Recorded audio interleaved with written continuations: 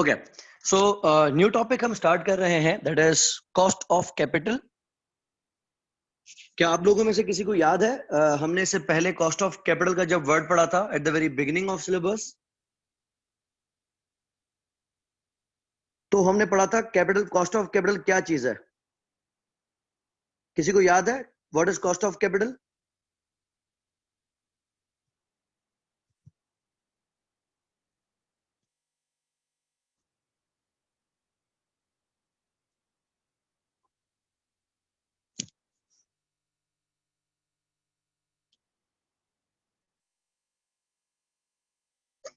Okay, required rate of return, बेहतरीन। किसका required rate of return?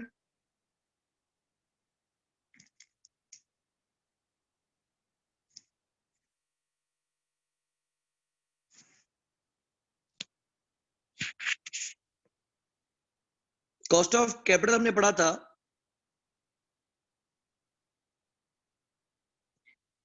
That is investors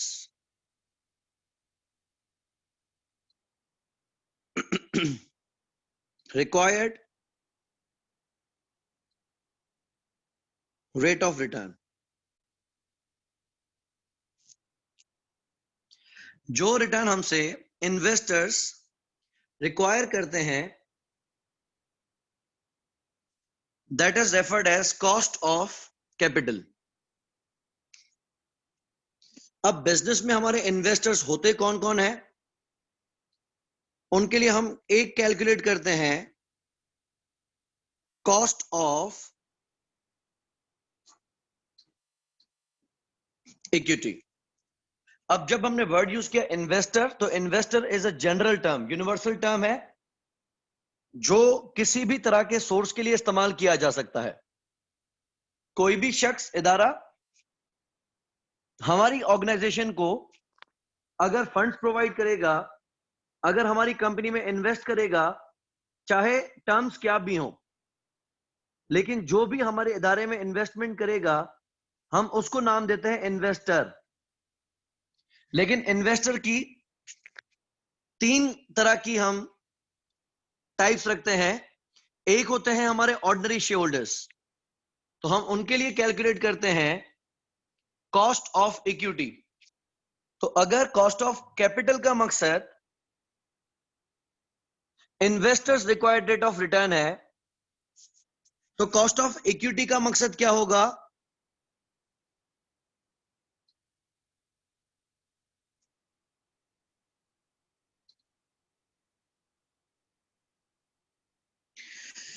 that is ordinary share holders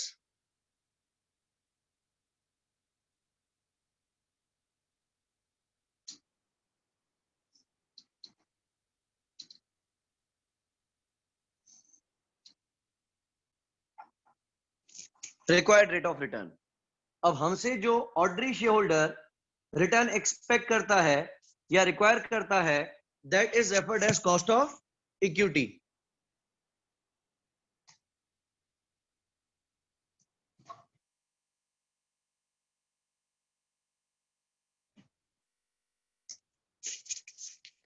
इसी तरीके से दूसरा हम कैलकुलेट करते हैं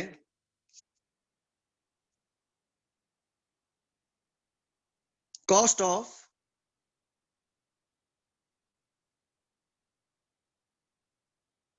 प्रिफर्ड कैपिटल। ये दूसरे तरह के इन्वेस्टर्स होते हैं। कॉस्ट ऑफ प्रिफर्ड कैपिटल का मकसद क्या होगा?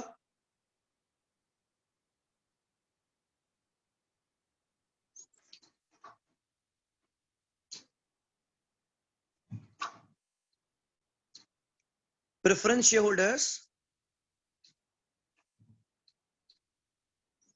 Required rate of return. ये हो गया हमारे दो तरह के इन्वेस्टर्स। तीसरा, हम इन्वेस्टर की कैटेगरी बनाते हैं कॉस्ट ऑफ डेट। इसका मकसद क्या होगा?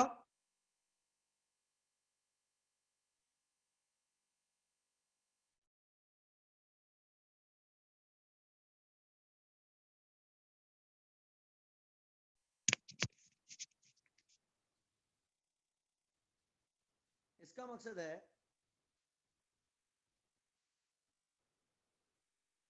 Date holders, correct Sunil, debt holders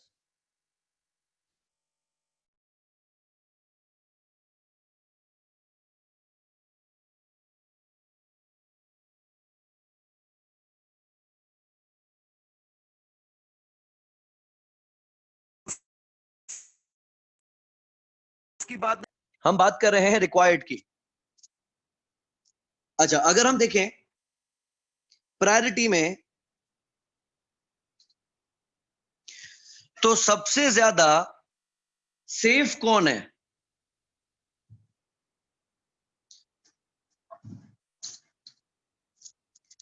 अगर आपको कोई इन्वेस्टर्स इन्वेस्ट करते हैं बहैसियत एक ऑर्डनरी शेयर होल्डर, अगर आपके पास कोई इन्वेस्टर्स इन्वेस्ट कर सकते हैं करते हैं बहैसियत एक प्रेफरेंस शेयर होल्डर, और अगर कोई इन्वेस्टर्स आपकी कंपनी के बॉन्ड्स या लोन नोट्स या कन्वर्टेबल्स या डिबेंचर्स खरीदते हैं, तो कंपनी सबसे पहले रिटर्न किसको देगी? और इनकेस कंपनी अगर डूबती है तो सबसे पहले पैसा किसको मिलेगा?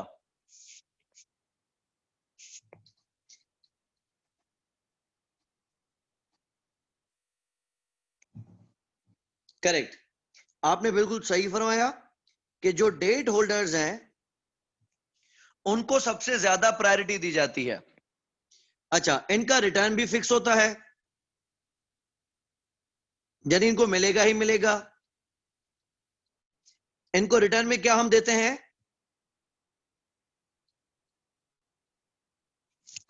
इंटरेस्ट।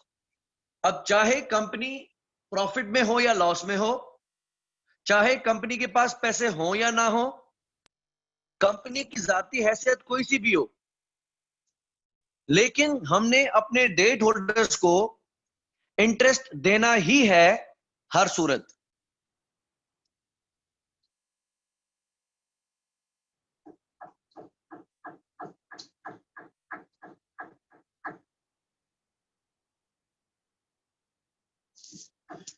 दूसरी बात, इनका जो प्रिंसिपल है, जो इन्होंने प्रिंसिपल अमाउंट हमारे पास इन्वेस्ट किया है, वो भी सेफ है। दूसरे नंबर पर सेफ कौन होता है? सबसे टॉप पे तो डेट होल्डर सेफ है, बाकी बच गए दो, preference share holder and ordinary share holder. इन दोनों में से सेफ कौन है?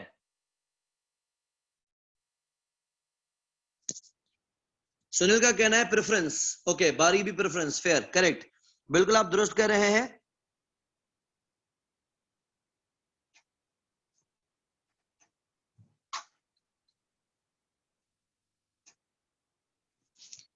दूसरे नंबर पर प्रेफरेंस शेयर होल्डर सेफ होता है।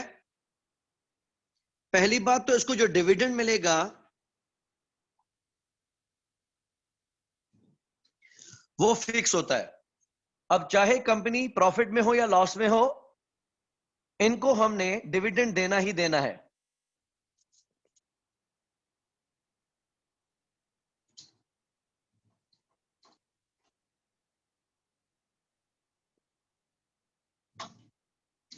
और अगर के ये शेयर्स रिडीमेबल हैं तो इनका प्रिंसिपल भी सेफ होता है। अच्छा, अब सबसे ज्यादा रिस्क पे कौन है?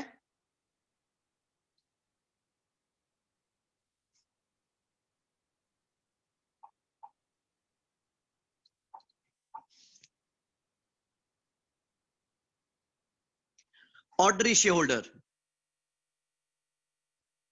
इनको हम रिटर्न में क्या देते हैं?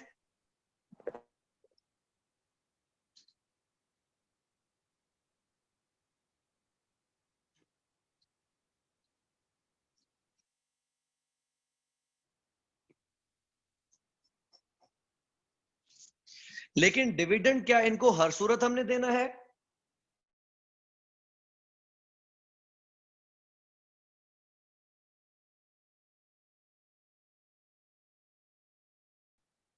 तो सीधी बात है, नहीं। इनको इनको हम डर हमारे पास प्रॉफिट्स हों। अगर हमारी कंपनी ने प्रॉफिट नहीं किया तो हम इनको डिविडेंड नहीं देंगे।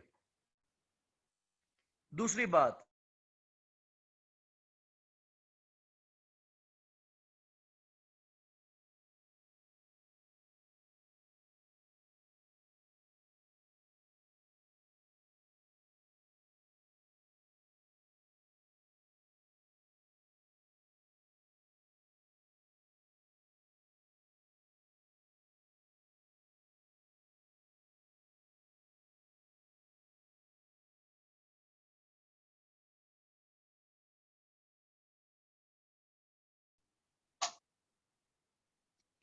ओके, ऑर्डिनरी शेयर होल्डर्स को हमने डिविडेंड देना है ऐसा हरगिज भी जरूरी नहीं है। अगर के कंपनी को प्रॉफिट हुआ तो हम डिविडेंड देंगे, अदरवाइज डिविडेंड देने के हम मजाज नहीं है। नंबर 2, अगर हमारे पास प्रॉफिट हुआ भी तो क्या हुआ, अगर हमारी कंपनी के पास कैश मौजूद नहीं है तो ऐसा नहीं है कि हम कहीं से भी कर्जा उठा के इनको डिविडेंड देंगे। लिहाजा इनको डिविडेंड मिल भी सकता है, नहीं भी मिल सकता, ज्यादा भी मिल सकता है, कम भी मिल सकता है।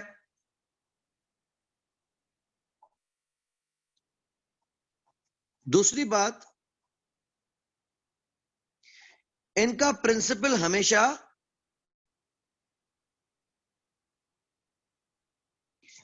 इररिडीमेबल होता है, यानी हम इनको किसी भी सूरत इनके पैसे वापस नहीं करेंगे।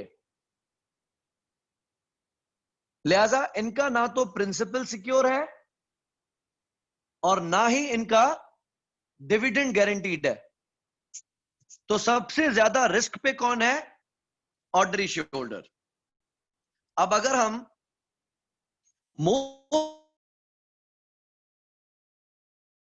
करती है कि जो इन्वेस्टर ज्यादा रिस्क लेगा वो सबसे ज्यादा रिटर्न मांगेगा।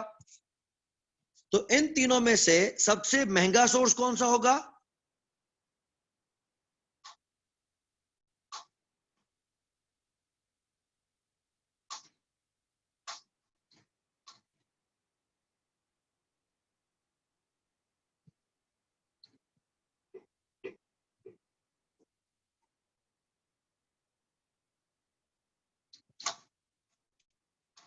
Ordinary, correct. क्योंकि ऑर्डिनरी शेयर होल्डर को सबसे ज्यादा रिस्क फेस करना पड़ रहा है, इस वजह से शेयर होल्डर ही मांगेगा।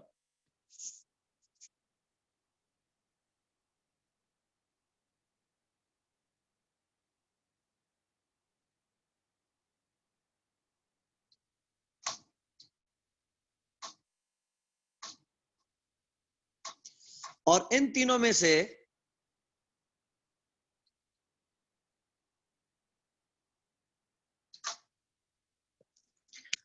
सबसे सस्ता सोर्स कौन सा होगा?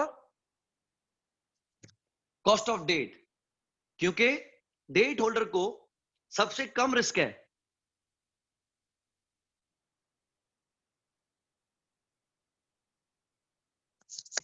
लेकिन इन्वेस्टर के हिसाब से प्रायोरिटी डिफरेंट साइड की है, हमारे हिसाब से प्रायोरिटी ऑब्वियसली डिफरेंट साइड की होगी। हम ये कहेंगे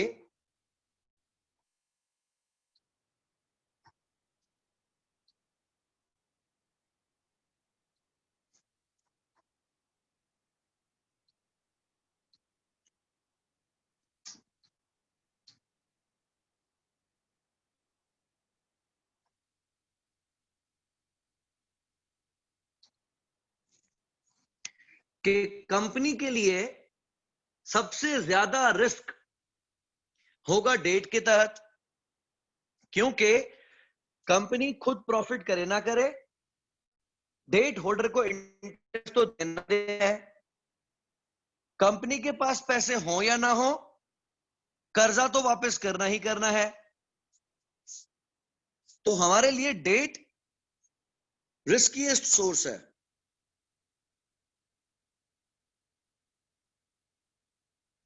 और इन्वेस्टर के लिए उल्टा है, इन्वेस्टर के लिए डे से ज्यादा सेफ है। अच्छा, अब हम कैलकुलेट करना चाहेंगे weighted average cost of capital.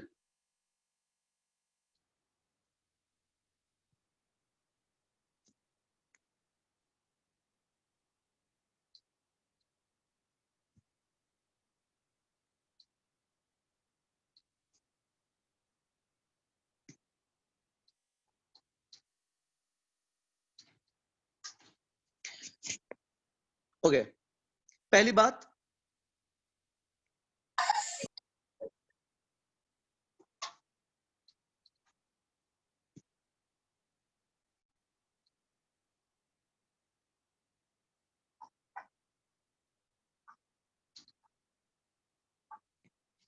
पहला सवाल है कि इन्वेस्टर जो आपसे रिटर्न मांगेगा वो बुक वैल्यू पे मांगेगा या मार्केट वैल्यू पे मांगेगा। बात यू समझ लें कि अगर आपके किसी बड़े ने, लेट्स से आपके वाल साहब ने या आपके दादा ने ऑटोबान पे आज से कोई 25-30 साल पहले कोई मकान बना लिया था 500 गज का, उस वक्त में उनको 500 गज का मकान मिला था 20 लाख रुपए का। तो जिस स्टेट एजेंट ने आपके दादा को ये मकान लेने का मशवरा दिया था, उस वक्त के हिसाब से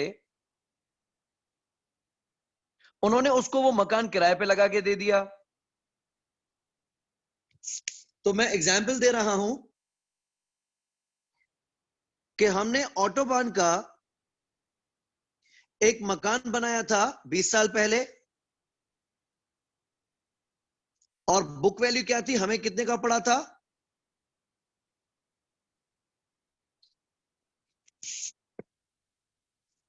20 लाख रुपए का।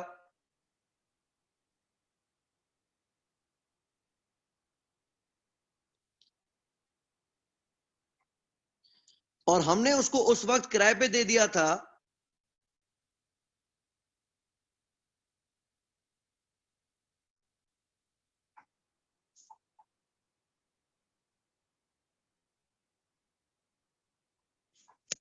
10,000 रुपए महीने के हिसाब से।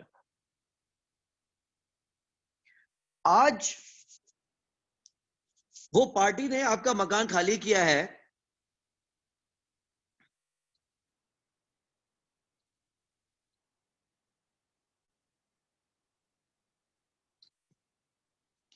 आज आपकी उस प्रॉपर्टी की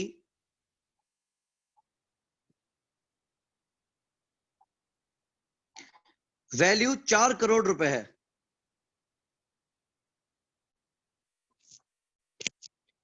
ऑल्दो ऑटोबान पे 500 गज का होगा तो ना भी ना 16 से 20 करोड़ रुपए का अंदर होगा। लेकिन चले हम इसको इजी रखते हैं कि आज अगर आपकी प्रॉपर्टी की वैल्यू 4 करोड़ रुपए है, उस स्टेट एजेंट का भी पोता आ गया है बिजनेस में, वो आपको कह रहा है कि मैं आपको वो प्रॉपर्टी 25,000 रुपए किराए पे लगवा के दे सकता हूं,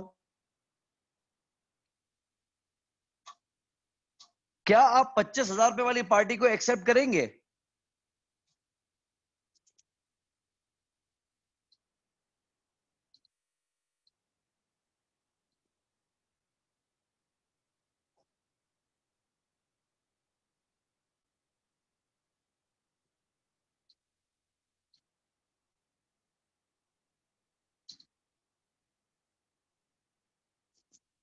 ओके, आप सबने मुझे कैटेगोरिकली बता दिया, बड़ा स्ट्रेट फॉरवर्ड बता दिया, नहीं।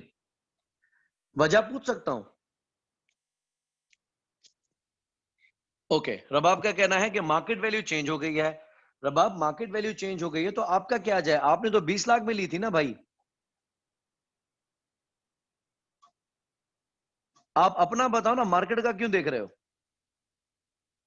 आपको 20 लाख रुपए के ऊपर अगर 25,000 रुपए का किराया मिल रहा है तो बुरा है क्या?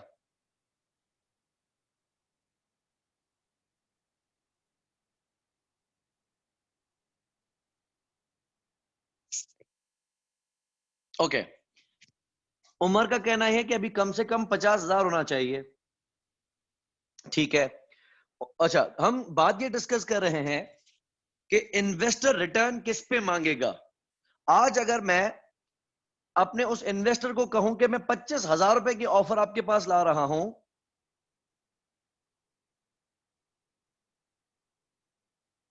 तो वो मुझे मना कर देगा। मैं पूछूंगा क्यों मना कर रहे हो, 20 लाख रुपए की इन्वेस्टमेंट में 25,000 रुपए किराया मिल रहा है। तो सामने वाली पार्टी बोलेगी कि भाई 20 लाख रुपए कौन से जमाने की बातें कर रहे हो, आज प्रॉपर्टी 4 करोड़ रुपए की है, 40 मिलियन की है। करेक्ट। तो इन्वेस्टर हमेशा मार्केट वैल्यू पे रिटर्न मांगता है।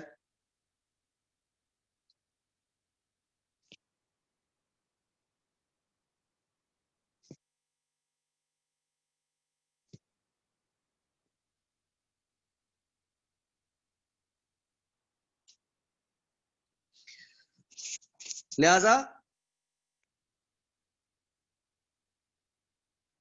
जब हम weighted average cost of capital calculate करेंगे,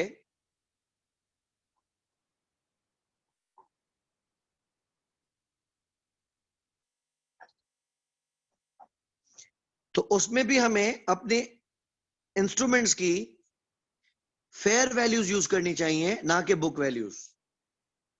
ठीक है, तो इस बात पे हम क्लियर हो गए कि कॉस्ट ऑफ कैपिटल के लिए हमें बुक वैल्यू और मार्केट वैल्यू में से क्या यूज करना चाहिए, बुक वैल्यू। अच्छा, एक फॉर्मूला होता है कोई भी जिसको हम नाम देते हैं यील्ड का। यील्ड का मकसद होता है return on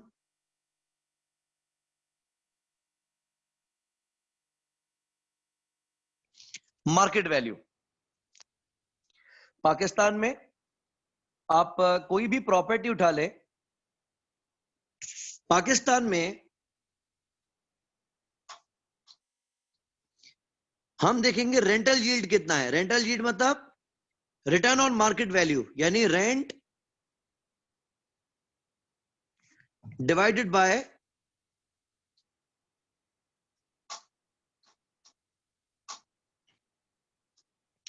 market value. Pakistan में तकरीबन जगहों पे जो रेंटल यील्ड चलता है वो चलता है 0.5%।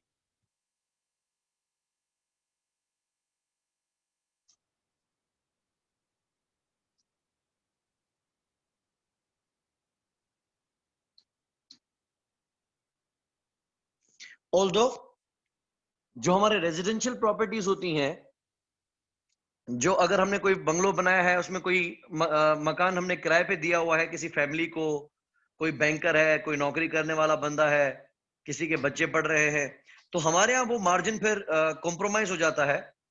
जबकि कमर्शियली उसूल ऐसा है कि प्रॉपर्टी की वैल्यू का 0.5% per month.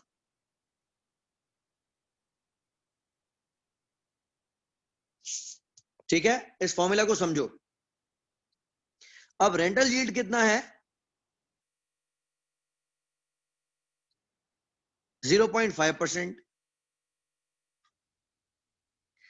Equals to rent divided by market value. हाँ बारी आपकी, आपका पॉइंट वैलिड है। रेजिडेंशियल में हम 0.2 0.3 तक चला लेते हैं।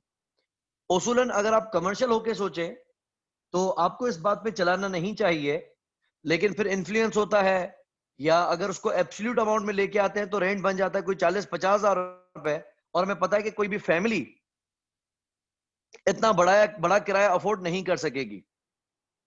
हाँ, अगर कोई आउटलेट खोले, कोई फ्रेंचाइज खोले, कोई गोडाउन बनाए, कोई ऑफिसेस बनाए, तो हमें पता होता है कि बिजनेस तो उससे बिजनेस कर रहा है, वो निकाल लेगा।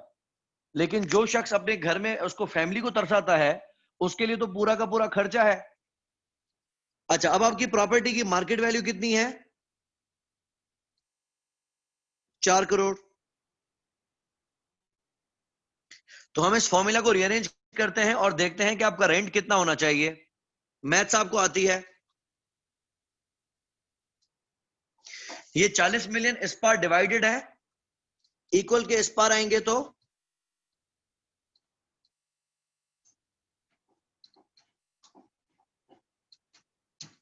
मल्टीप्लाई हो जाएंगे।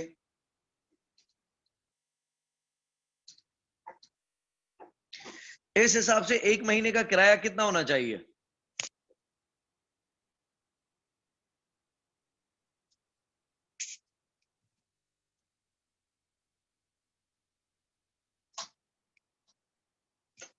सुनील, एक जीरो ज्यादा है। हाँ, ओके ओके, सॉरी, आपने पर ईयर लिखा है, लेकिन फिर भी गलत है। मेरे ख्याल से 2 लाख रुपए पर मंथ बन रहा है।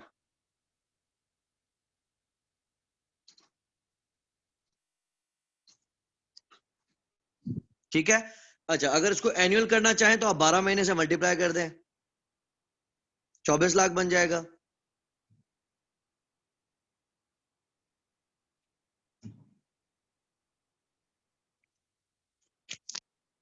ये होता है तरीका किसी भी प्रॉपर्टी की वैल्यू कैलकुलेट करने का। मिसाल में आपको एक प्रॉपर्टी ऑफर करता हूं।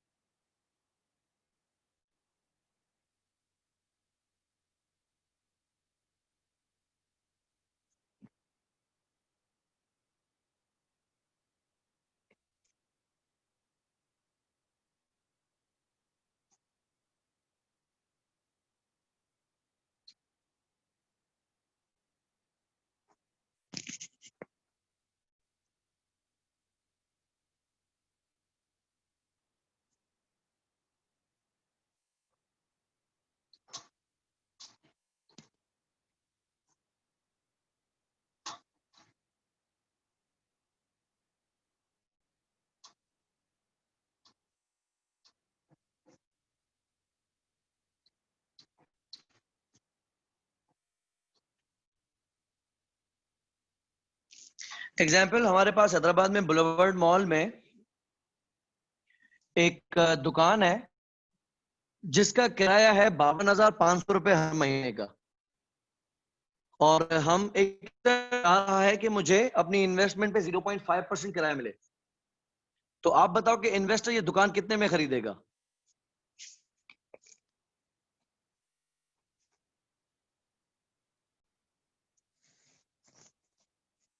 तो हम रेंटल यील्ड वाले फॉर्मूला को उल्टा कर रहेंगे। हमें मिलेंगे 52,500 रुपए हर महीने। इसको हम डिवाइड करेंगे रेंटल यील्ड 0.5% से। ठीक है, फॉर्मूला को देखो, रेंटल यील्ड को अगर इस तरफ लेके आएंगे तो डिवीजन में चला जाएगा।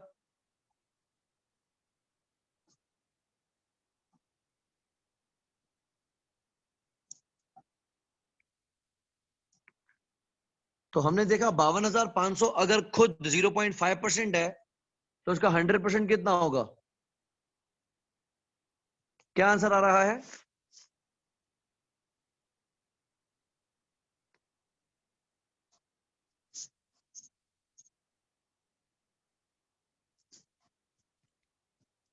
एक करोड़ 5 लाख।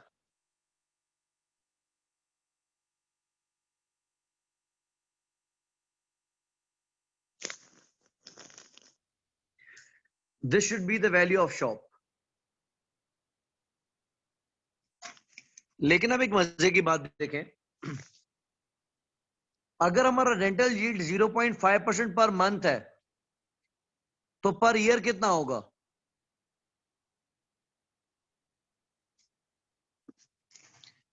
अगर 0.5% पर मंथ है तो पूरे साल में हम कितना किराया कमाएंगे परसेंटेज में?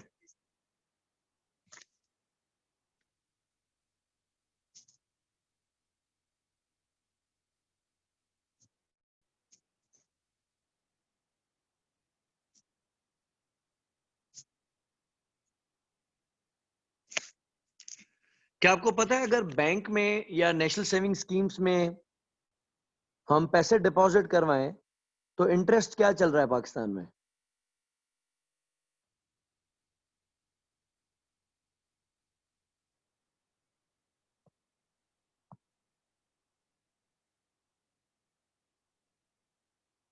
काइबोर कितना है?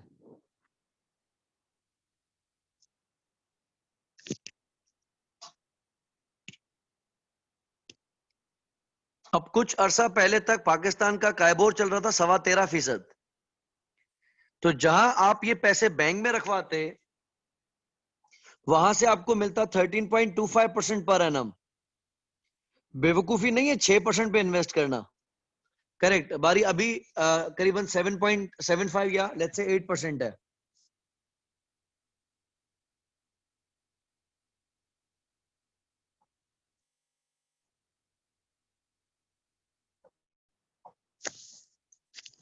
और बैंक में अगर आप पैसे रखवाएंगे, सुनील आई बिलीव इतना तो नीचे नहीं आया था, 6.85 तक तो नहीं आया था। खैर आप गूगल कर सकते हैं, अभी भी आप अगर गूगल पे सर्च करेंगे कायबोर, तो आपको एक पीडीएफ फाइल देगा स्टेट बैंक ऑफ पाकिस्तान का। उसको जब आप क्लिक करोगे तो आपका कायबोर आ जाएगा। 12 मंथ कायबोर देख लें बेशक। लेकिन चलें, अगर 8% है तो ये तो मुझे घर बैठे बैठे मिलेगा। वहां पे किराएदार कभी छोड़ के चला गया, किसी महीने किराया नहीं देगा, कभी बोलेगा कि लाइन में पानी नहीं आ रहा मुझे ठीक करा के दो, कभी बोलेगा कि कलर झड़ रहा है मुझे वापस कलर करवा के दो। तो हम फजूल में किराएदार के 10 नखरे भी बर्दाश्त करें, और कभी किराएदार छोड़ के चला जाए तो पता नहीं कितना अरसा हमारी प्रॉपर्टी खाली पड़ी रह जाए। तो उसे बेहतर नहीं है कि ये पैसे बंदा बैंक में रखवा दे। अपार्ट फ्रॉम इस्लामिक कंसर्न्स, मैं सिर्फ अभी इन्वेस्टर की पर्सपेक्टिव से बात कर रहा हूं। तो क्या मेरे आप इस बात से मुत्तफिक हैं कि प्रॉपर्टी से बेहतर फिक्स डिपॉजिट में पैसे रखवाना सही है?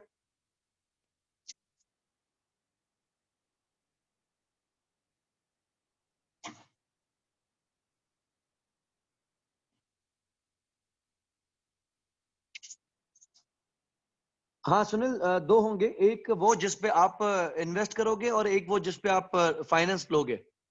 आस्क रेट ले लो, आस्क रेट।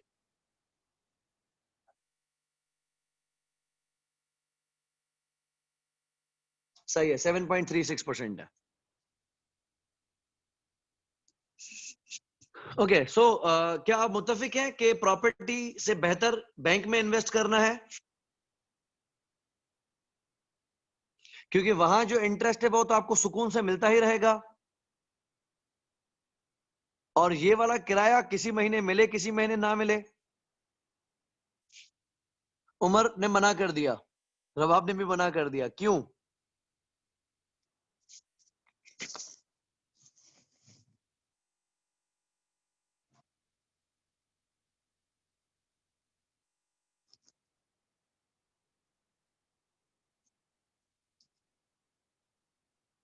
जबरदस्त। साहिल कह रहा है कि इसकी वैल्यू बढ़ेगी। तो प्रॉपर्टी से हमें दो चीजें मिलती हैं, एक रेंटल और दूसरा and more important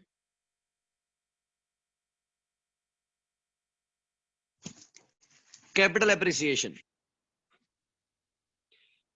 yes Umar, बिल्कुल 11-11 महीने के बाद किराया 10-10% बढ़ता है।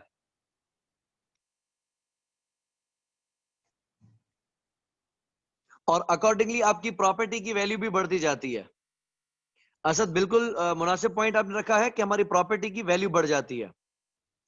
तो प्रॉपर्टी में हम अक्सर लोग किराए तो कहते हैं कि बस कब्जा ना हो जाए इस वजह से किसी को किराए पे दी हुई है, या घर साफ सुथरा रहेगा, कोई बैठा रहेगा, आसेब नहीं आ जाएंगे, कोई साया नहीं पड़ जाएगा हमारे घर पे, इसलिए किसी को किराए पे दे दिया है।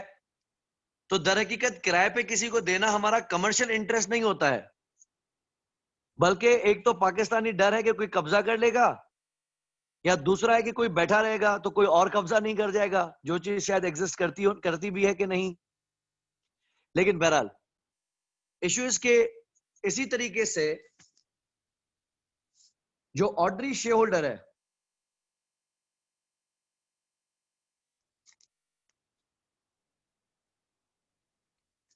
वो भी हमें दो तरह का रिटर्न देता है। एक तो होता है डिविडेंड,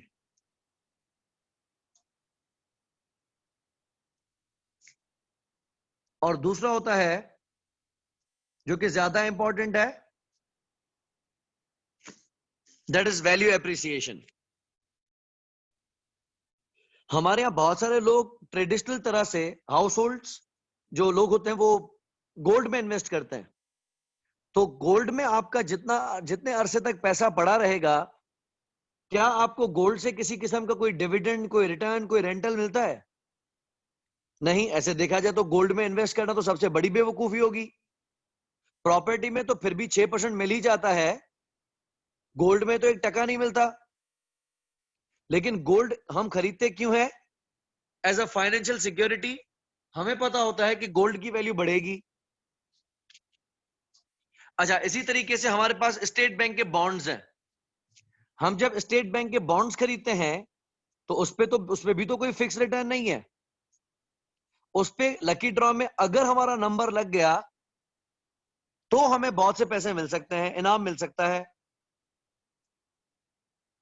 लेकिन यकीनन एक स्टेट बैंक का जो प्राइस बॉन्ड होल्डर है वो भी बड़े रिस्क पे है, उसको शायद रिटर्न मिले ही ना।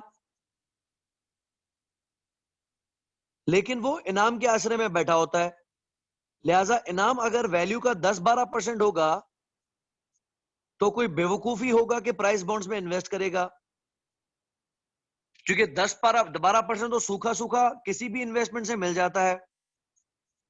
तो अगर प्राइस बॉन्ड लगने पे भी 10-12% का इनाम ही होता तो फायदा ही क्या। तो स्टेट बैंक क्या करता है, उनको एक बड़ा इनाम ऑफर करता है कि अगर फर्स्ट में लग गया तो इतने करोड़ रुपए मिलेंगे, सेकंड में लग गया तो इतने लाख रुपए मिलेंगे। तो हम तो कहते हैं कि जिंदगी में किसी का भी एक बार अगर 25 या 40 हजार वाला बॉन्ड लग गया तो जिंदगी में शायद उसने किसी कारोबार से इतना नहीं कमाया होगा जितना कि एक इनाम उसको कमा के दे देगा। सुनील, हमारे पास एक गेम ये भी चलता है कि प्राइस बॉन्ड्स खरीदे जाते हैं, उसके बाद जब ड्रॉ करीब आती है तो उस पे ऑन हो जाता है, उन बॉन्ड्स की मार्केट वैल्यू बढ़ जाती है। तो बाज लोग क्या करते हैं, ड्रॉ होने के फौरन बाद सस्ते पे बॉन्ड्स खरीद लेते हैं। 3 महीने के बाद जब ड्रॉ होने वाली होती है तो उससे कुछ अरसा कबल वो बॉन्ड्स बेच देते हैं।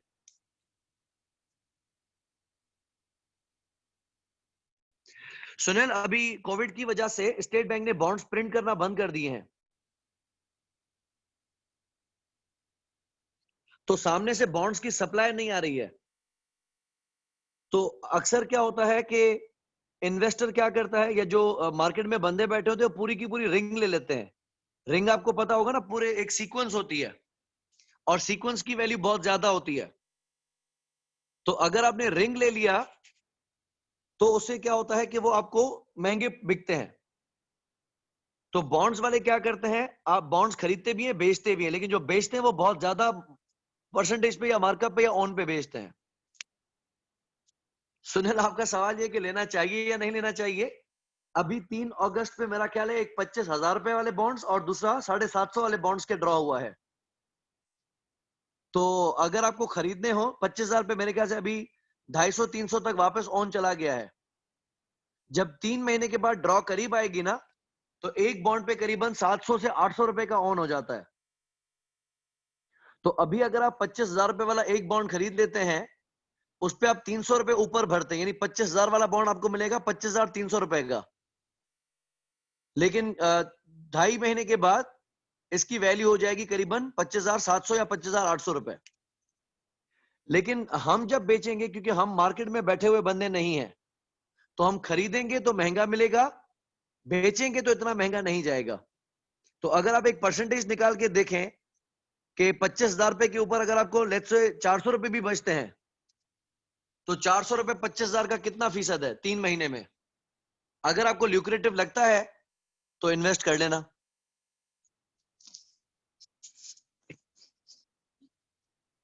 अच्छा, अब बात आती है,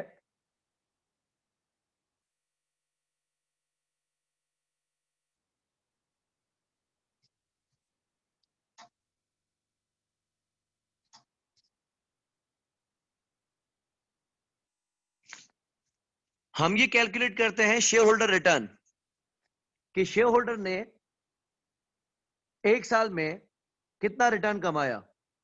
ये कैलकुलेट कैसे करेंगे, हम देखेंगे कि इस साल शेयर होल्डर को डिविडेंड कितना मिला, प्लस इस साल में शेयर की वैल्यू कितने से बढ़ी, और उसको डिवाइड कर देते हैं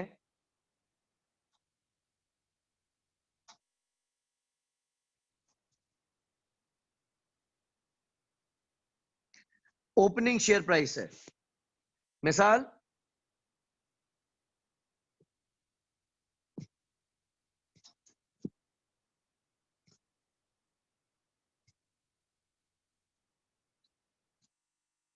1 जुलाई 2019 पे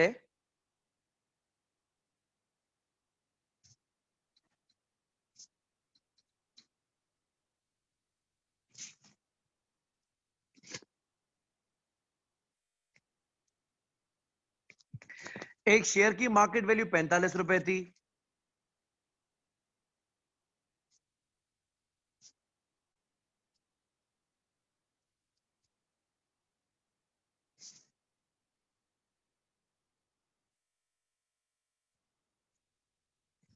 और 30 जून 2020 पे यानी एक साल बाद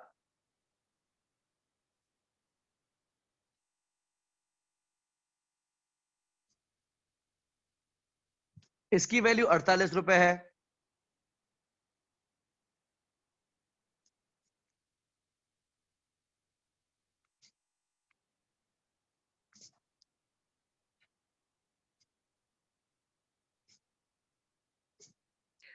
और इस साल कंपनी ने ₹1.5 का डिविडेंड भी दिया है। अब हम ये कैलकुलेट करें कि इस साल शेयर होल्डर को कितना रिटर्न मिला,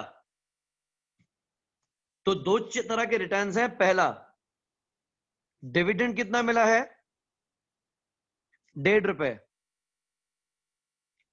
प्लस शेयर कितने से बढ़ा है,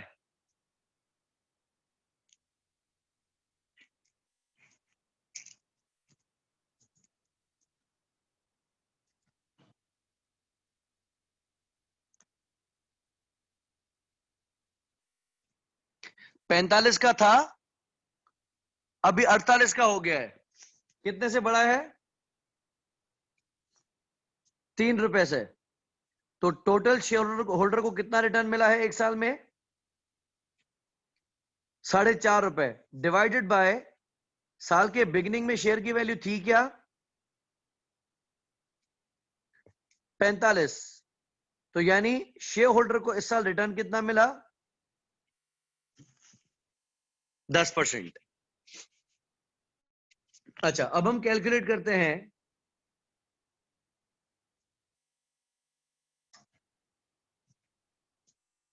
cost of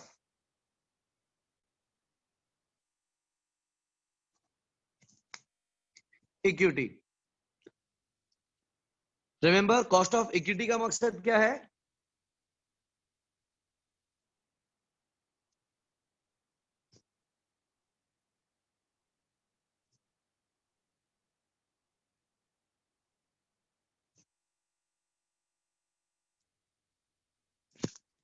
ordinary share holders required rate of return. अब हमें कैसे पता चलेगा कि हमारा ऑर्डिनरी शेयर होल्डर हमसे कितना रिटर्न रिक्वायर कर रहा है। इसको कैलकुलेट करने का एक मॉडल है जिसका नाम है डिविडेंड वैल्यूएशन मॉडल। इसको इन शॉर्ट हम कहते हैं डीवीएम। मैंने आपको थोड़ी देर पहले बताया यील्ड का मकसद क्या होता है,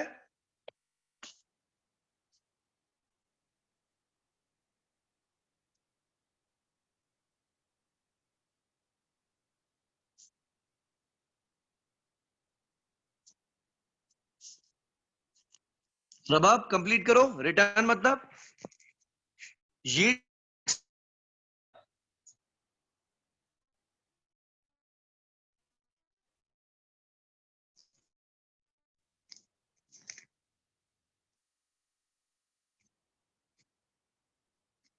correct. Return on market value. मैं अगर आपको कहूं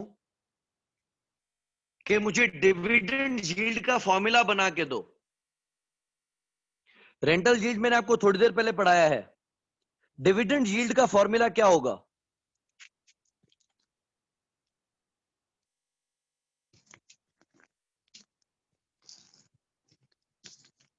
यस एनीवन?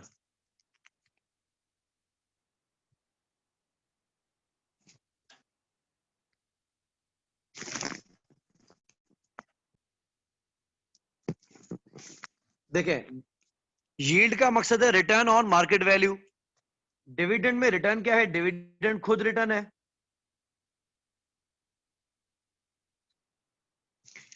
तो डिविडेंड को हम डिवाइड करेंगे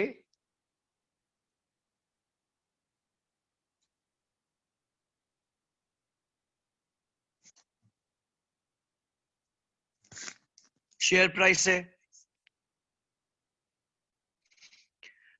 प्रभाव, डिविडेंड डिवाइडेड बाय रिटर्न नहीं, but dividend divided by share price.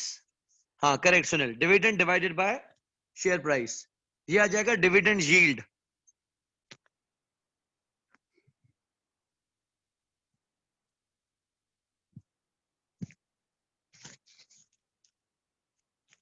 Annual dividend but divide by current stock, ठीक है। अच्छा, इसमें मैं आपको एक टर्म सिखाता हूं। एक हम वर्ड यूज करते हैं एक्स रिटर्न, और दूसरा हम वर्ड यूज करते हैं कम रिटर्न। मकसद समझना, आपके पास एक बॉन्ड है जो कि आपने 1,000 रुपए का खरीदा था, उस पे कंपनी ने 10% रिटर्न देना है।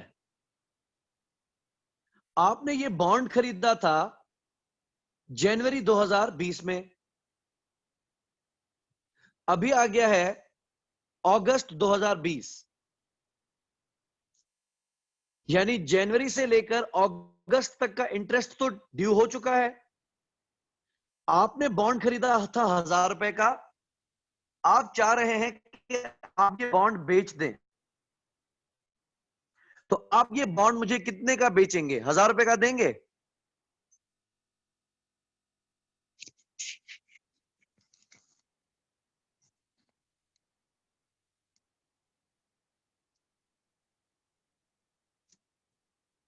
आप ये कहते हैं सर 1,000 का तो मैंने लिया था, प्लस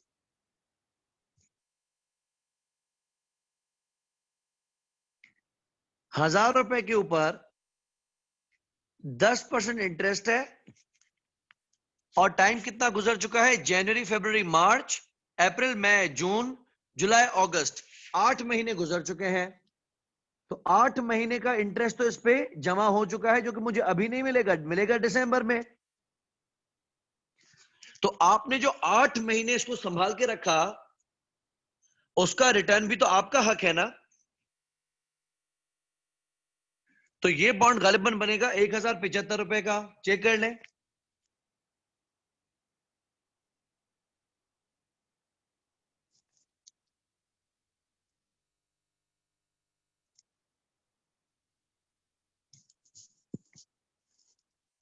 कैलकुलेशन चेक करें प्लीज। 1,000 रुपए का 10%, 100, 100 डिवाइडेड बाय 12 मल्टीप्लाई बाय 8, और 1,000 रुपए तो है ही।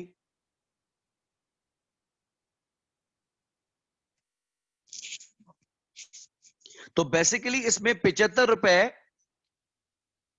बॉन्ड की वैल्यू नहीं है, बल्कि 75 रुपए का इंटरेस्ट इसमें शामिल है। तो इसमें इंटरेस्ट क्यूमुलेटेड है 66, okay sorry, rounding of its 1,067।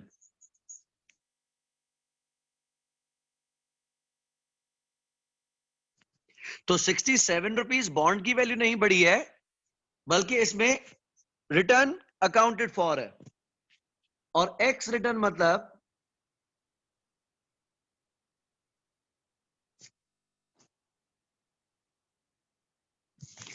Excluding return. मिसाल, एक प्राइस बॉन्ड है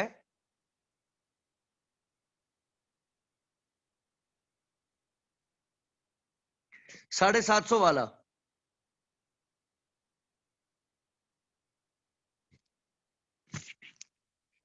इस पे इनाम लगा है तीसरे नंबर पे, मेरे ख्याल से 9,500 रुपए मिलता है।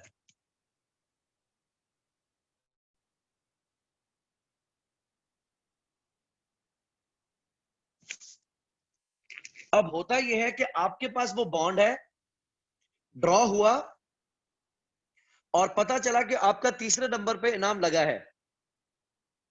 मैं आपको कहता हूं कि भाई आपके पास बॉन्ड है ना, मुझे दे दो, तो 750 वाला बॉन्ड आप मुझे कितने में देंगे? याद रखें, इनाम अभी तक आपने क्लेम नहीं किया है। आप ये बॉन्ड मुझे कितने में देंगे?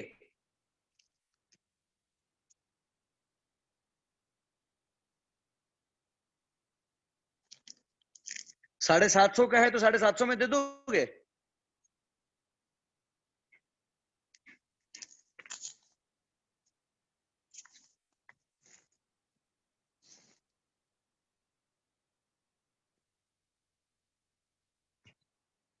मैसेजेस में आज स्लो क्यों हो रहे हो सब?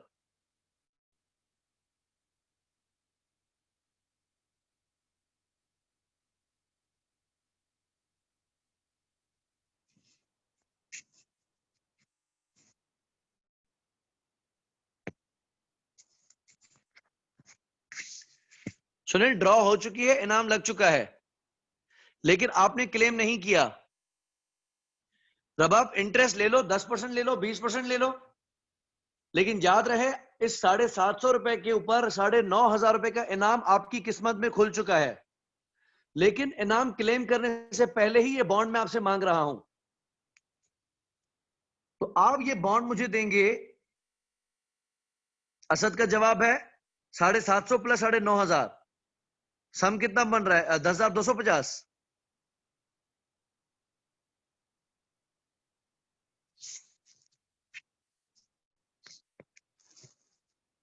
सुनील, इस पे इंटरेस्ट नहीं होता, ये देखो, ये प्राइस वाला है, यानी जो स्टेट बैंक के बॉन्ड्स होते हैं ना, उस पे इंटरेस्ट नहीं होता, इस पे इनाम है। तो मैं कहूंगा यार, ज्यादा ज्यादा नहीं कर रहे हो, 750 वाली चीज 10,250 में दे रहे हो। तो आप कहेंगे सर 9,500 रुपए का इनाम है, आप 2 दिन छोड़े, आप मुझसे 750 रुपए में ले लेना। तो एक्सक्लूडिंग प्राइस इसकी वैल्यू कितनी है? 750 ही है, लेकिन इनाम को शामिल करके, रिटर्न को शामिल करके इसकी वैल्यू है 10,250 की। वैसे पाकिस्तान में एक सिस्टम समझे,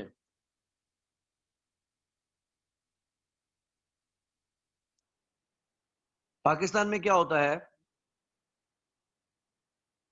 ओके, ओके ठीक है असद, 9,300 है, फेयर।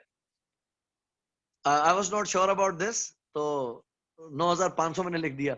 मुबारक हो, wish you luck for further ड्रॉस।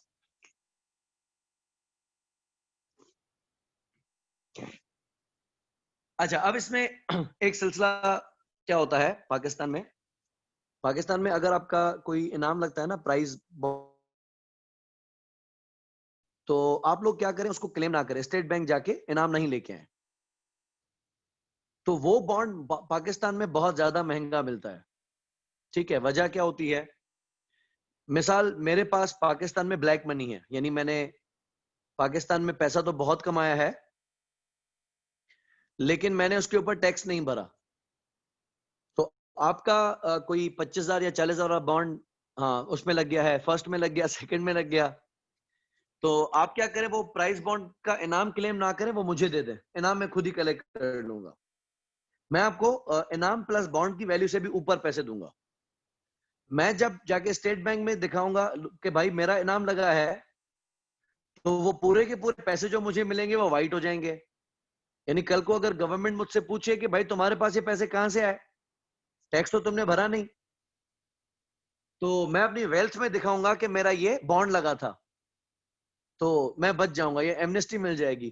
तो पाकिस्तान में बेसिकली जगहों पे ऐसा किया जाता है कि अगर आपका कोई इनाम बड़ा लग जाता है, तो आप वो इनाम क्लेम ना करें। अगर आपका मनी वैसे ही वाइट है तो आप उस इनाम को क्लेम ना करें, आप वो बंदे को बेच दें किसी दूसरे को, वो क्लेम करके अपने एफबीआर में मनी वाइट करवा देगा। ठीक है, लेकिन आपको भी प्रूव करना पड़ेगा कि आपके पास इतने सारे पैसे कहां से। खैर, अपने मकसद पे आते हैं, डिविडेंड वैल्यूएशन मॉडल पे आते हैं।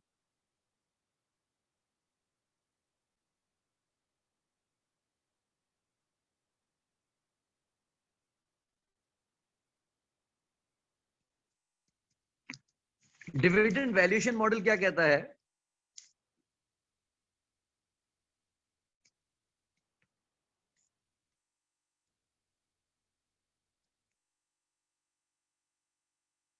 इसकी असम्पशन ये है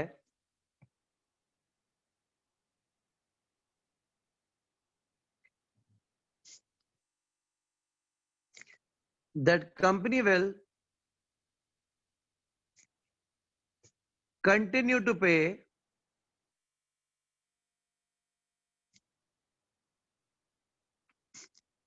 constant dividend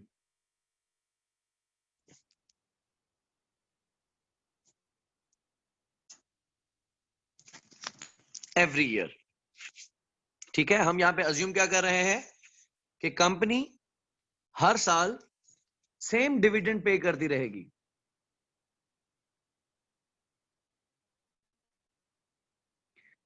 तो डिविडेंड यील्ड के फॉर्मूला के हिसाब से हम कैलकुलेट करना चाहते हैं कॉस्ट ऑफ इक्विटी। तो कॉस्ट ऑफ इक्विटी यानी डिविडेंड यील्ड हम कैसे कैलकुलेट करते हैं? Dividend divided by share price. तो हम रखेंगे यहां पे D not divided by P not. D not का मकसद है current dividend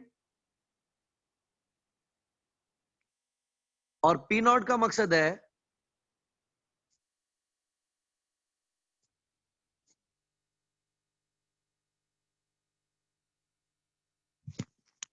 x div share price.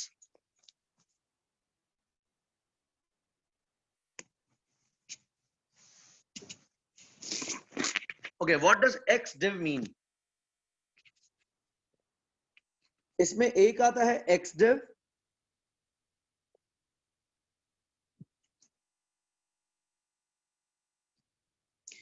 और एक आता है P1 यानी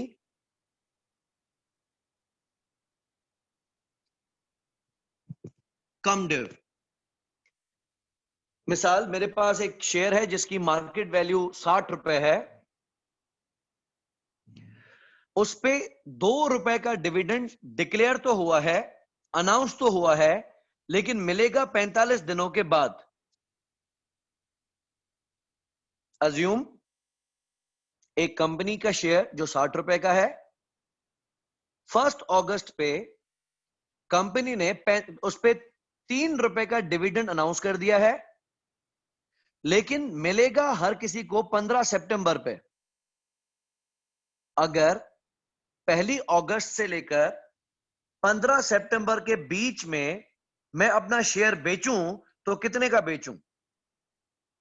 याद रहे, डिविडेंड उसको मिलेगा जिसके पास 15 सितंबर पे शेयर होगा।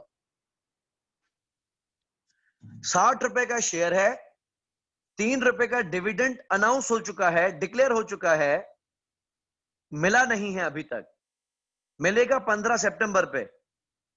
अगर 1 अगस्त से लेकर 15 सितंबर के बीच में मैं अपना शेयर बेचूं तो कितने का बेचूंगा?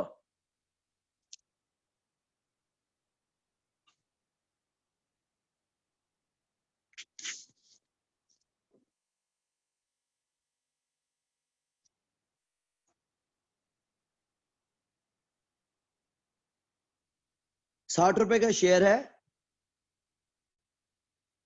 और उस पे 3 रुपए का डिविडेंड जो आपकी किस्मत में खुला था।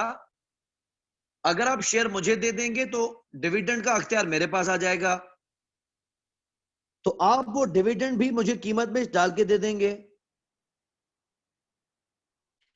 लेकिन याद रहे, 63 रुपए का शेयर नहीं है, ये कम डिव है, और कम डिव में से अगर 3 रुपए का डिविडेंड माइनस कर दिया जाए तो 60 रुपए एक शेयर की प्राइस है। इसको हम कहते हैं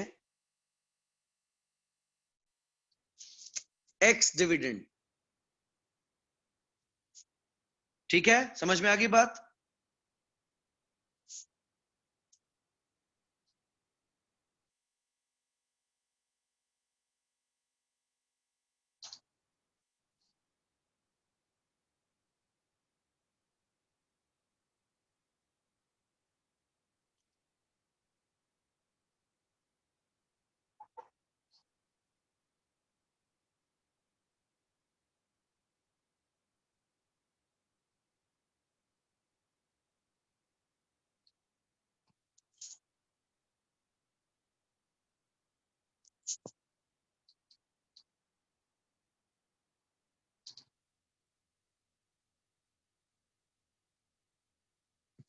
नाइट्रो कंपनी का शेयर है जो कि स्टॉक मार्केट में 43 रुपए का एक्सचेंज ट्रेड हो रहा है।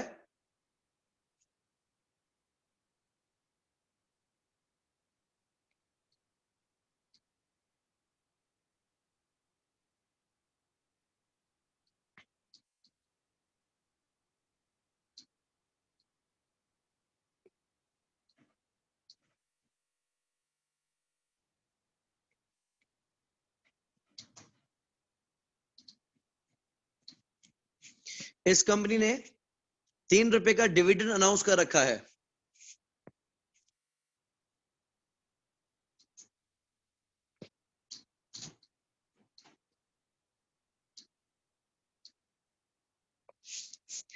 और अभी तक पे भी किया नहीं है।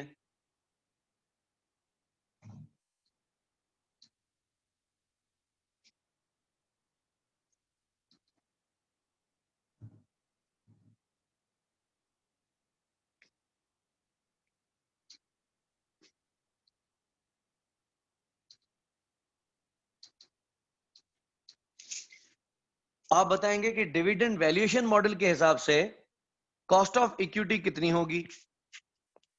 तो हमने थोड़ी देर पहले पढ़ा, कॉस्ट ऑफ इक्विटी हम कैसे निकालेंगे? डिविडेंड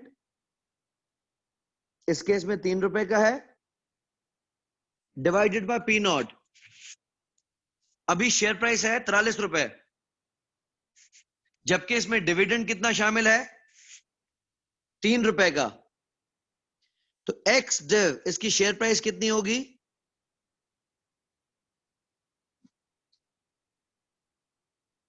40 रुपए। बताएं इसका डिविडेंड यील्ड कितना है?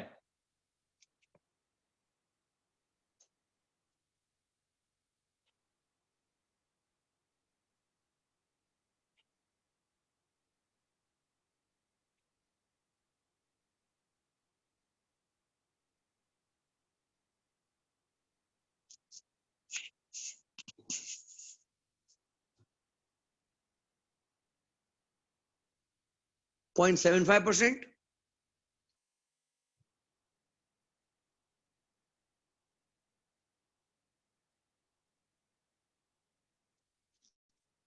It is 7.5%।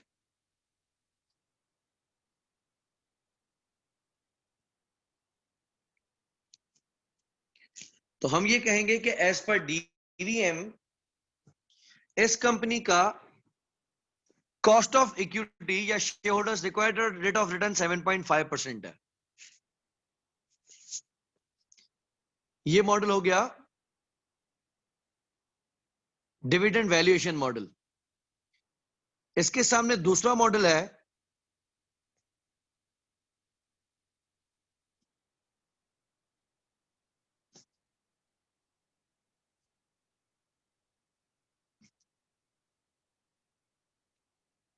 Dividend growth model, जिसको हम कहते हैं DGM.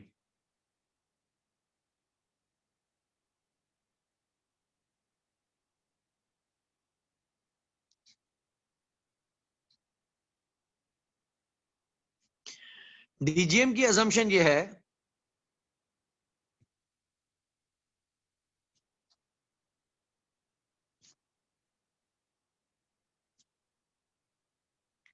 the dividend of company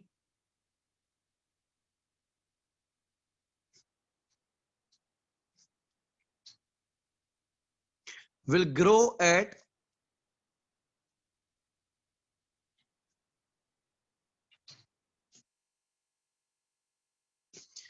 a constant rate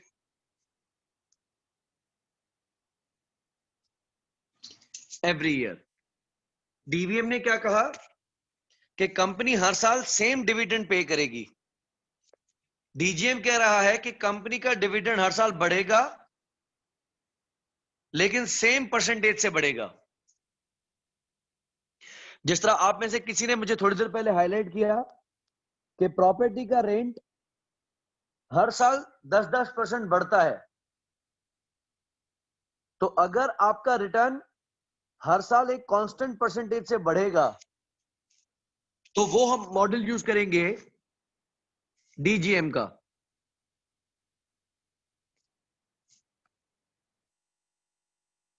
DGM में कॉस्ट ऑफ इक्विटी कैलकुलेट कैसे की जाएगी? D not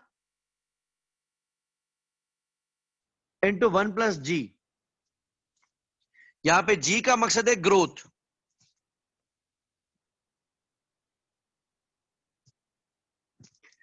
divided by P nought यानी ex day share price and plus G. D nought into 1+G को हम D1 भी कह सकते हैं, और D1 का मकसद है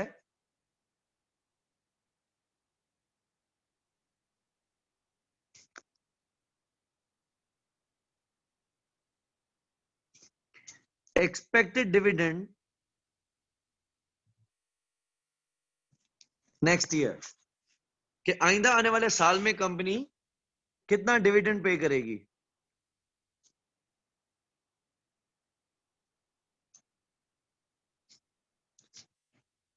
अब जिस तरह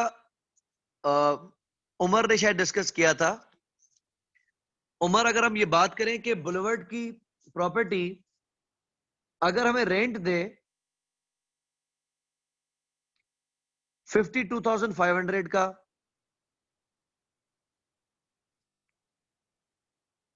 और ये रेंट हर साल बढ़ेगा कितने से?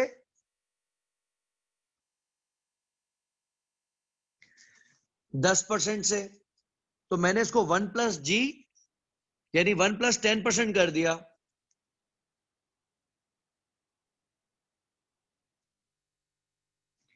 डिवाइडेड बाय, अगर प्रॉपर्टी, आई गेस वैल्यू आपने मुझे बताई थी 1,05,00,000 रुपए।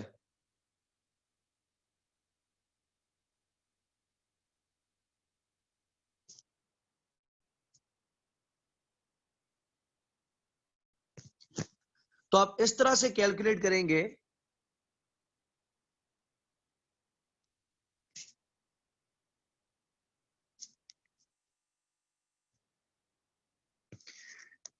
कि इस प्रॉपर्टी का रिटर्न कितना है।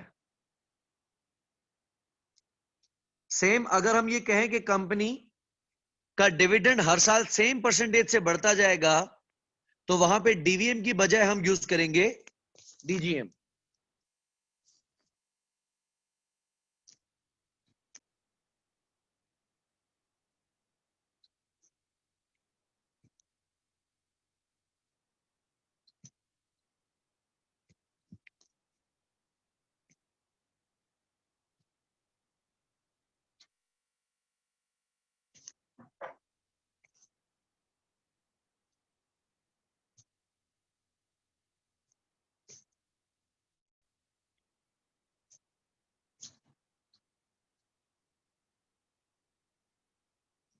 Let's say company है, sulfate company has just paid a dividend of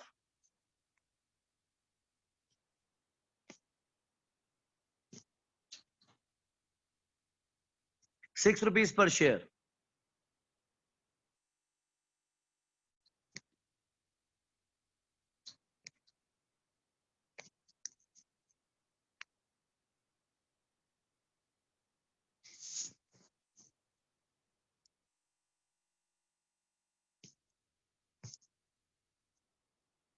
and that is expected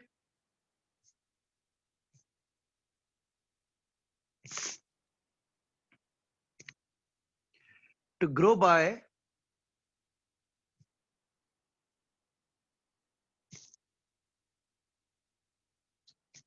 4% every year.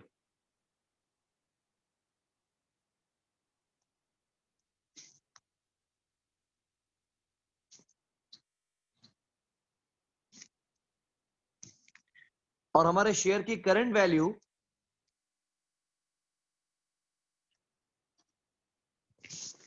72 rupees है।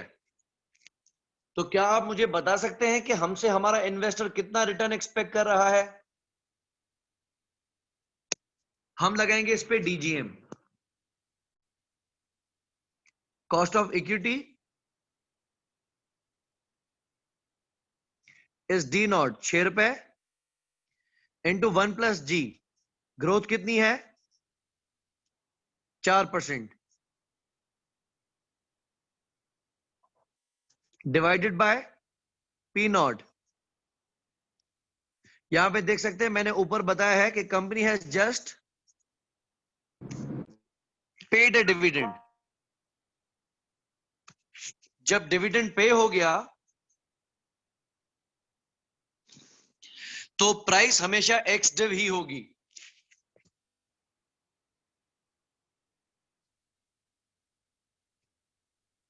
यहां हम ऊपर बात कर रहे थे,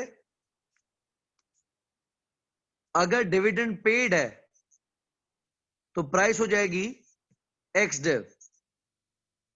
अगर डिविडेंड जस्ट अनाउंस्ड है या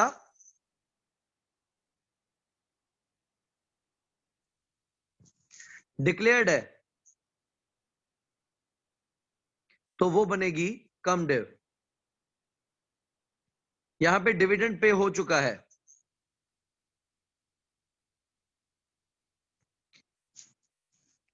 प्लस 4% ग्रोथ।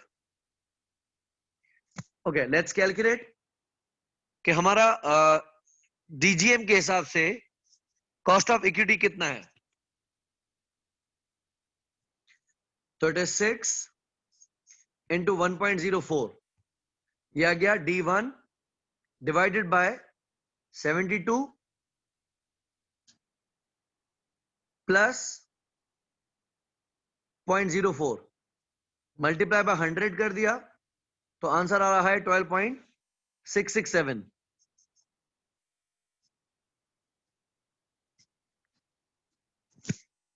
ये आ जाएगा हमारा कॉस्ट ऑफ इक्विटी। किसी को कंफ्यूजन हो तो डिस्कस कर लें।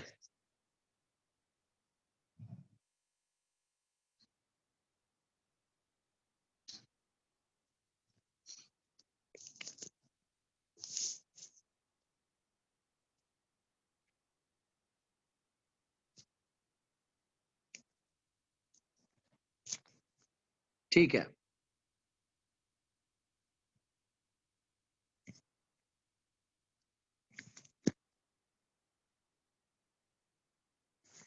ठीक है सुनील, एक क्वेश्चन दे रहा हूं, आप लोग ट्राई करके दो मुझे।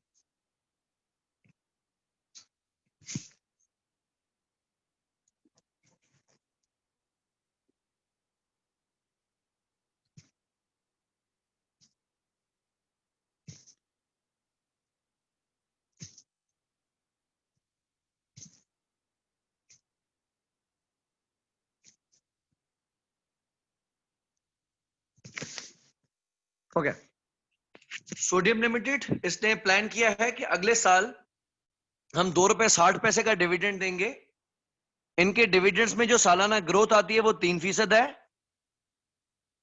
और अभी इसकी जो एक्स डिव शेयर प्राइस चल रही है वो 28 रुपए है।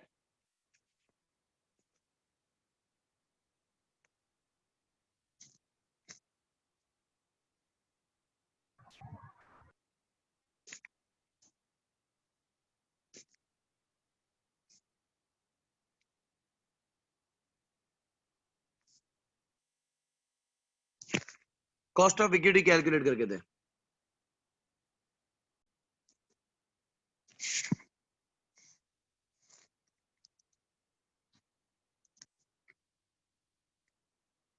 आइंदा आने वाले साल का डिविडेंड इसने डायरेक्टली दे दिया है 2 रुपए 60 पैसे, तो उसको मल्टीप्लाई बाय 1 करने की जरूरत नहीं है। Divided by x div share price है 28 रुपए,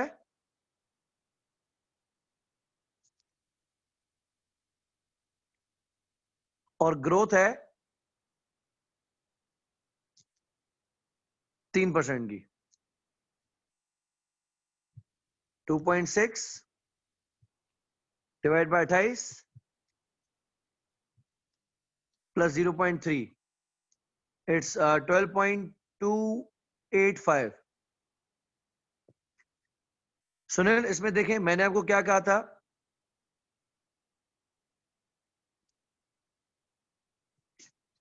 डी नॉट इंटू 1+G। इसका मकसद है D1, और D1 का मकसद है एक्सपेक्टेड डिविडेंड नेक्स्ट ईयर।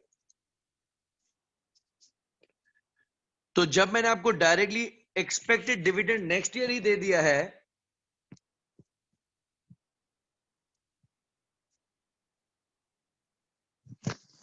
तो मल्टीप्लाई बाय 1+G करके आप इसको एक और साल आगे लेके जाओगे।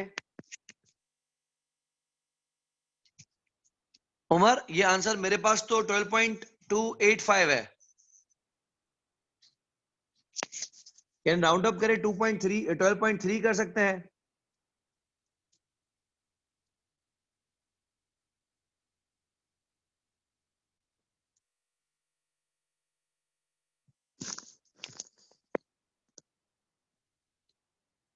ठीक है, बात समझ में आ गई कि क्योंकि ऑलरेडी ये नेक्स्ट ईयर का डिविडेंड है। अच्छा, कभी कभी आपको कह सकता है ग्रोथ कैलकुलेट करें, तो ग्रोथ कैलकुलेट करने का सादा तरीका होता है ज्योमेट्रिक एवरेज ग्रोथ।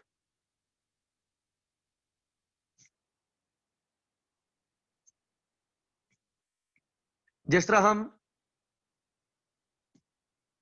एक रखे प्रेजेंट वैल्यू,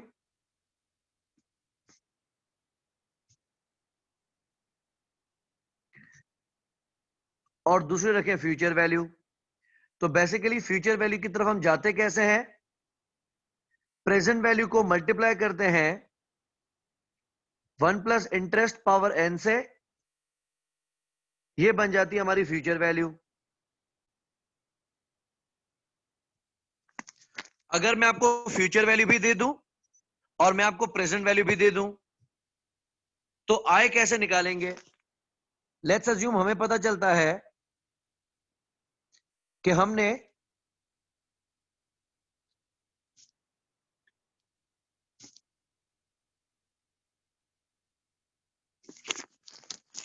₹6 लाख इन्वेस्ट किए थे,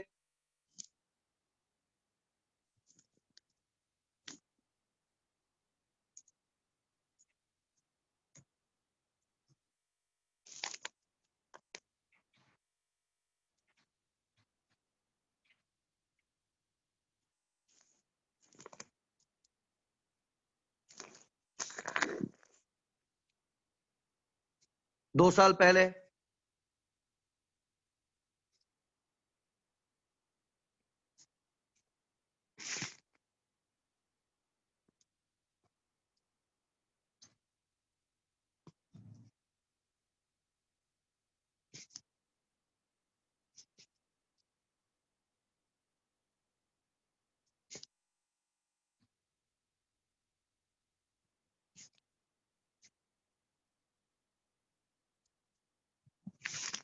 अगर मैं आपको ये बताऊं कि आज से 2 साल पहले हमने 6 लाख रुपए इन्वेस्ट किए थे और आज हमारे अकाउंट में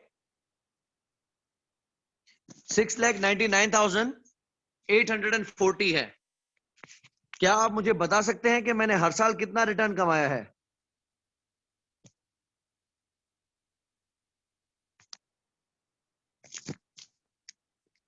तो हम मैथ्स खेल सकते हैं, हमें क्योंकि आय निकालना है तो हम फ्यूचर वैल्यू तो हमें गिवन है,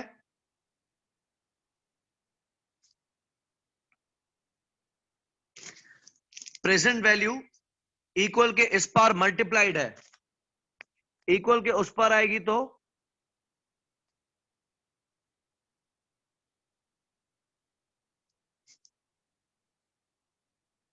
डिवाइड हो जाएगी और इक्वल के इस पार रह जाएगा 1 प्लस आई पावर एन। तो इसको मैथमेटिकली आजाद करने के लिए हम क्या करते हैं, दोनों की तरफ 1 डिवाइड बाय एन का पावर लगा देते हैं।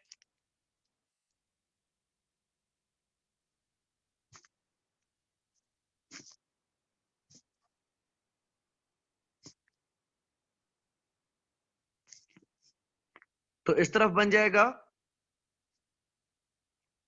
Future value divided by present value raise to power 1 divide by n, और इस तरफ 1 प्लस आई पावर एन था, जब इसको 1 पावर एन देंगे तो ये कट जाएगा और ये 1 इस तरफ प्लस में है, उस तरफ हो जाएगा माइनस में आ जाएगा। तो आई कैलकुलेट करने का तरीका क्या होगा, future value divided by present value raise to power 1 divided by n minus 1। Mathematically इसको लिखने का दूसरा तरीका यह भी हो सकता है, nth root of future value divided by present value.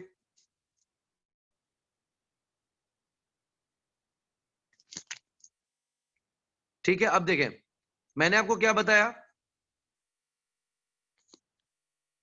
कि अभी मेरे अकाउंट में कितने पैसे हैं, 6,90,840, 6,99,840 डिवाइडेड बाय प्रेजेंट वैल्यू। मैंने डिपॉजिट कितने करवाए थे, 6 लाख रुपए, और आपने ये बैलेंस कितने सालों में कमाया है, 2 years बैक। तो स्क्वायर रूट में 2 लिखा ना भी जाए तो भी एक ही बात है, मैथ्स आप समझते हैं, लेकिन मैं यहां पे फिर भी 2 लिख देता हूं, फर्क कोई नहीं पड़ता। -1 सॉल्व करके बताएं आई की वैल्यू क्या आ रही है। तो हम क्या करेंगे, 6,99,840 डिवाइडेड बाय 6 लाख, ठीक है, इसको हम देंगे स्क्वायर रूट, यह गया 1.08, माइनस कर देंगे इसमें से 1, तो हमारा आंसर आ रहा है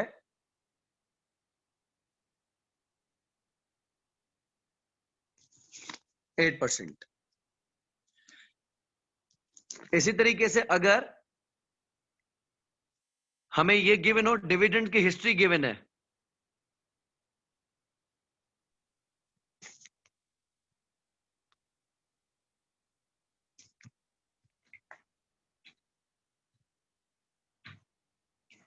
कि 30 जून 2017, 2018, 2019 एंड 2020 में हमने डिविडेंड्स पे किए।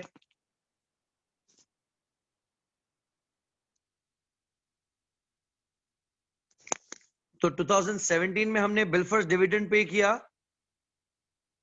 3 रुपए 60 पैसे का,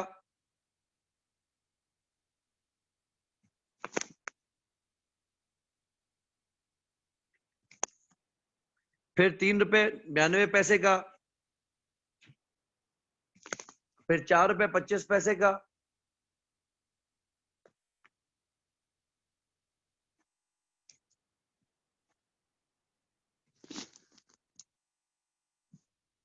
अब हम ये कैलकुलेट करना चाह रहे हैं कि हर साल हमारा डिविडेंड बढ़ तो रहा है,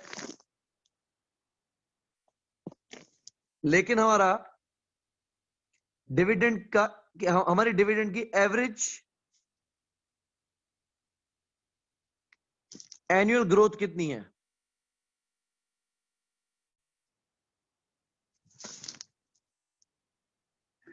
तो उसके लिए हम क्या कर सकते हैं, nth रूट ऑफ जो भी रिसेंट डिविडेंड है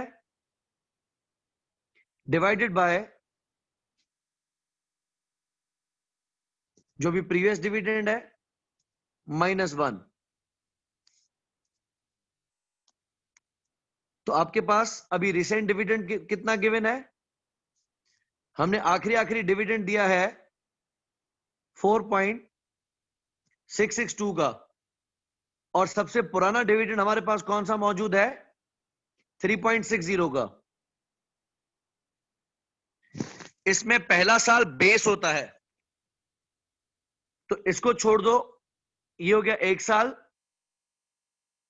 ये हो गया दूसरा साल, और ये हो गया तीसरा साल। तो हमने 3 सालों में ये डिविडेंड्स बढ़ाए हैं।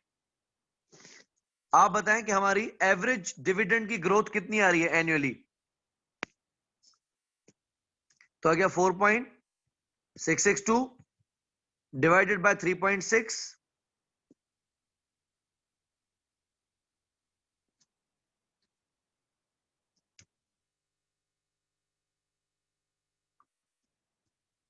इसको हम दे रहे हैं क्यूब रूट, माइनस किया 1, मल्टीप्लाई बाय 100, तो हमारा आंसर आ रहा है 8.99। यानी हम ये कहते हैं कि हमारी एनुअल ग्रोथ है 9%। अच्छा, हम फिर से चेक करना,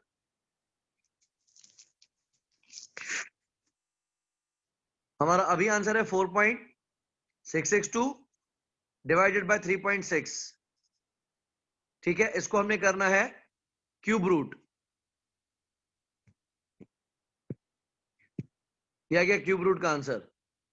इसमें से हमने माइनस किया 1, अगर परसेंटेज में निकालें तो 100 से मल्टीप्लाई किया 8.999, यानी राउंडेड अप 9% पर एनम। तो हमारा डिविडेंड हर साल 9% से ग्रो कर रहा है। इसको हम कहते हैं ज्योमेट्रिक एवरेज ग्रोथ। तो ऊपर जो डीजीएम में हम ग्रोथ के लिए जी यूज करते हैं, वो हम डिविडेंड हिस्ट्री से भी कैलकुलेट कर सकते हैं।